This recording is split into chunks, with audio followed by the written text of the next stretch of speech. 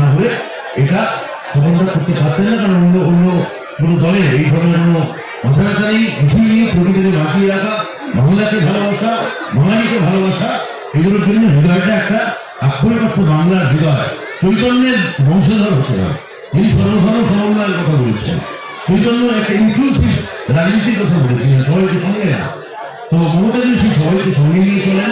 কোনো বিভাজনের রাজনীতি, কোনো ভেদাভেদের রাজনীতি, মানুষকে ভুলে সরিয়ে দেওয়া রাজনীতি, এই রাজনীতি চৈতন্য করেননি। চৈতন্য যদি কোনো সার্থক উত্তরাধিকার এই মুহূর্তে বাংলায় থেকে থাকে, তিনি মমতা ব্যানার্জি। তো আমি বলবো এই কাজ আপনারা চালিয়ে যান। বাংলাকে ভালোবাসতে হলে চৈতন্যের বংশধর হতে হবে।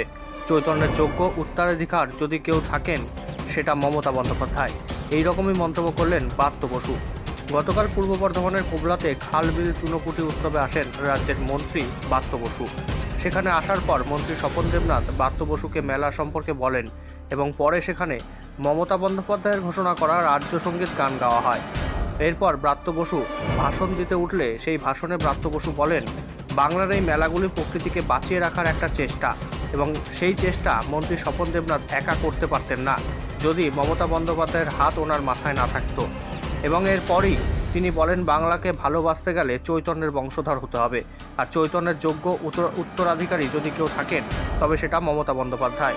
আর এই কথাতেই কার্যত ক্ষোভ বৈষ্ণব মহলে। আরেকবার জানাই, বাংলাকে ভালোবাসতে হলে চৈতন্যের বংশধর হতে হবে, চৈতন্যের যোগ্য উত্তরাধিকার যদি কেউ থাকেন সেটি মমতা বন্দ্যোপাধ্যায়। এই রকমই মন্তব্য করলেন ব্রাত্য বসু। এই মন্তব্যে কার্যত ক্ষোভ বৈষ্ণব মহলে। গতকাল পূর্ব বর্ধমানের কোবলাতে খালবিল চুনোপুটি উৎসবে আসেন রাজ্যের মন্ত্রী ব্রাত্য বসু। সেখানে আসার পর মন্ত্রী স্বপন দেবনাথ ব্রাত্য বসুকে মেলা সম্পর্কে বলেন এবং পরে সেখানে মমতা বন্দ্যোপাধ্যায়ের ঘোষণা করা রাজ্য সঙ্গীত গান গাওয়া হয়। এরপর ব্রাত্য বসু ভাষণ দিতে উঠলে সেই ভাষণে ব্রাত্য বসু বলেন, বাংলার এই মেলাগুলি প্রকৃতিকে বাঁচিয়ে রাখার একটা চেষ্টা, এবং সেই চেষ্টা মন্ত্রী স্বপন দেবনাথ একা কখনোই করতে পারতেন না যদি মমতা বন্দ্যোপাধ্যায়ের হাত ওনার মাথায় থাকতেন। এরপরই তিনি বলেন, বাংলাকে ভালোবাসতে গেলে চৈতন্যের বংশধর হতে হবে, আর চৈতন্যের যোগ্য উত্তরাধিকারী যদি কেউ থেকে থাকেন সেটা মমতা বন্দ্যোপাধ্যায়। এই কথায় কার্যত ক্ষোভ বৈষ্ণব মহলে। না হলে এটা সফলতা করতে পারতেন না, কারণ অন্য অন্য কোনো দলের এই ধরনের কোনো মাথা নেই। ইস্যু নিয়ে প্রকৃতিকে বাঁচিয়ে রাখা, বাংলাকে ভালোবাসা, বাঙালিকে ভালোবাসা, এগুলোর জন্য হৃদয়টা একটা আক্ষরিক অর্থ বাংলার হৃদয় চৈতন্যের বংশধর হতে হবে।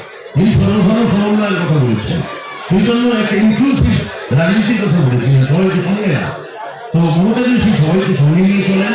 কোনো বিভাজনের রাজনীতি, কোনো ভেদাভেদের রাজনীতি, মানুষকে ভুলে সরিয়ে দেওয়া রাজনীতি, এই রাজনীতি চৈতন্য করেননি।